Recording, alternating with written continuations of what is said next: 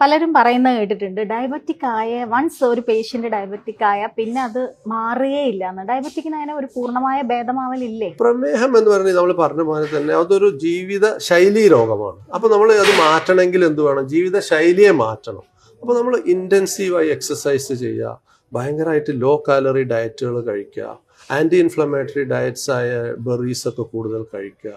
അത് ഇതിൻ്റെ കൂടെ ഇൻറ്റൻസ് ആയിട്ട് നമ്മൾ കാലറീസ് കുറച്ചു, പ്രോട്ടീൻസ് കൂട്ടി, ആ തരത്തിൽ നമ്മളൊരു ടോട്ടൽ പാക്കേജ് ആയിട്ട് നമ്മുടെ ലൈഫിനെ മാറ്റാൻ കഴിയുമെങ്കിൽ ഡയബറ്റീസിനെ മാറ്റുക എന്നല്ലെങ്കിൽ റെമിഷനിലേക്ക് എത്താം. അതായത് അതൊരു കൺട്രോൾഡ് ലെവലിൽ വിത്ത് ഡയറ്റ് ആൻഡ് എക്സസൈസ് പോവുക, അല്ലെങ്കിൽ മിനിമൽ മരുന്നിലേക്ക് കുറക്കാൻ കഴിയും.